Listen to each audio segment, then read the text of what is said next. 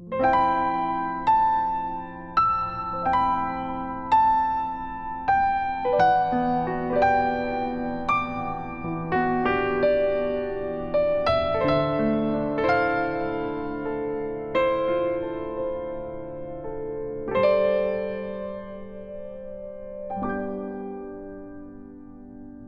憶係神創造俾人嘅寶貴禮物，我哋經常都會講留下美好嘅回憶。冇錯，一個美好嘅回憶會為人帶嚟力量，賜予勇氣。所以我哋都會着重為自己建立一個又一個記憶鈎，好使到自己行走呢條天路嘅時候，能夠勇往直前。問大家一個問題啊，若果你見到棒球，你會想起咩呢？我就會想起 Eddie Furlong， 想起當年喺 camp 裏面嘅立志，亦想起大家一齊打棒球，想起棒球場之歌，更加會想起要懂得感謝神，因為我嘅人生得到好大好大嘅改變。問大家另一個問題啊，今日當你見到自己手上呢個高爾夫球嘅時候，你會想起咩呢？事實上，高爾夫球對於我可以話係白紙一張，或者對於你都同樣係一張白紙。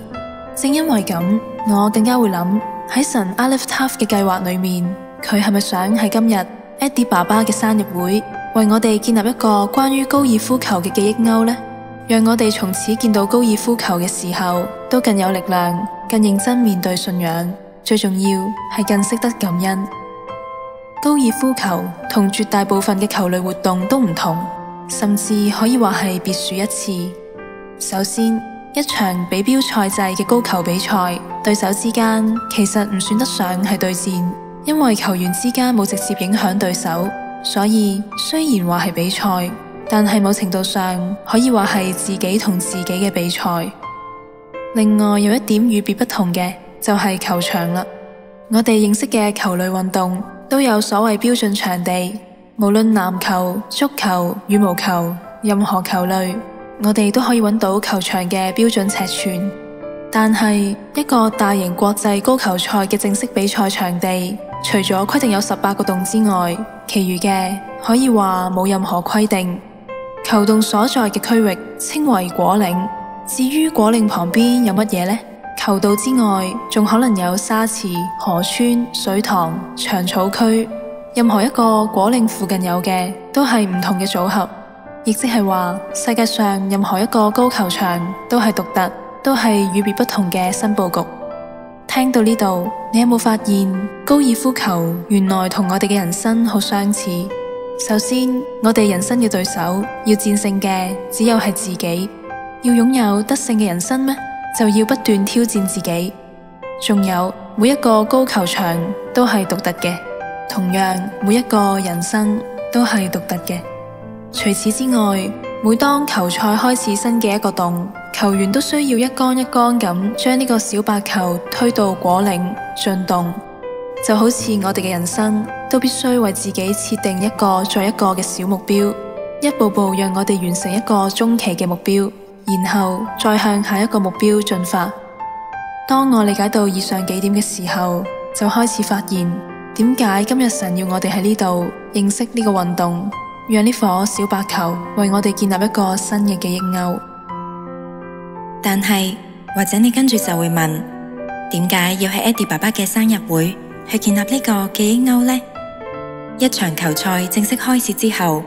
球手擊出嘅每一球都需要計算風向、距離、方向、角度、力度，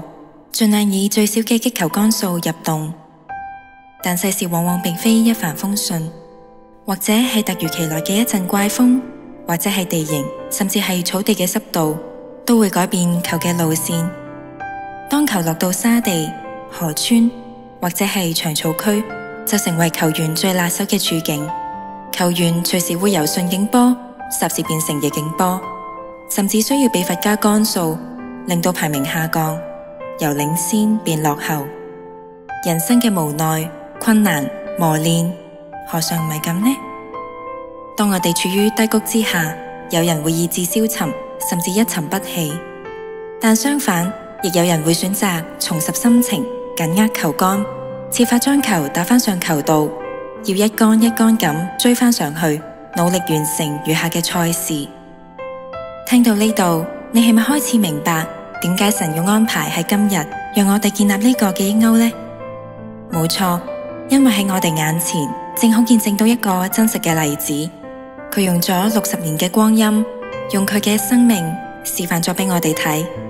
縱然喺呢場人生嘅高球比賽，會遇到好多不能預計嘅無常以及無奈，甚至曾經從領先到落後，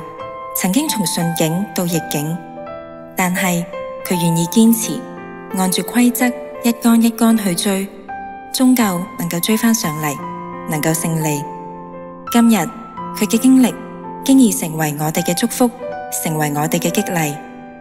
的確，並非每次發球都會如我哋所願，安然將球送到去果嶺。信仰人生亦必然會遇上大大小小嘅衝擊同磨練，但係唔好忘記喺神嘅設計裏面，呢啲嘅不如意正正就係人生嘅樂趣所在。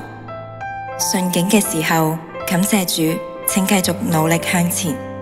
逆境呢，請記住無忘初衷，努力跨越困境，堅強咁將球打返上賽道啊！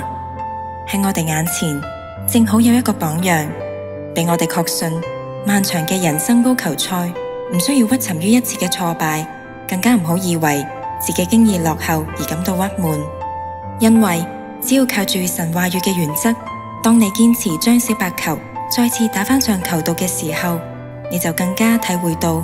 人生嘅高球賽比你想象中更有樂趣。最後，我哋衷心希望藉住呢個小小嘅高爾夫球，成為一個記憶鈎。也許會係不斷揮舞球桿嘅體驗，也許係打唔中小白球嘅納悶，也許係擊出好球嘅成功感，又或者係小白球跌落沙池嘅挫敗感，亦可以係重返果嶺嘅興奮心情。昔日嘅棒球場之歌，我哋會記起我哋嘅立志，會記起決定為神付出嗰份熱血心志。今日係 Eddie 爸爸嘅 Eddie 60，我哋會牢牢咁記住，面對不同環境嘅試煉，或者係別人嘅誤解質疑，或者係要為自己嘅錯誤決定承擔後果，呢啲都只係人生嘅其中一幕，係漫長18洞高球賽當中嘅其中一桿，無需再注目喺落後嘅呢一桿上面啦。抬頭望一望自己身處嘅，正係神為我哋每個人獨特設計嘅球場，細意欣賞一下呢個人生球場嘅美好風光，你會重新得力，帶住無限期待去揮出你嘅下一桿。要我珍惜在世光陰，願再傾力量每一分，逝去的光陰不是失去，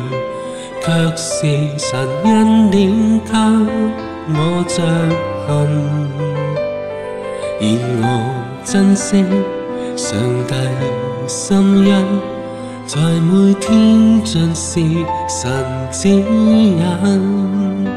明日望到驚喜，主愛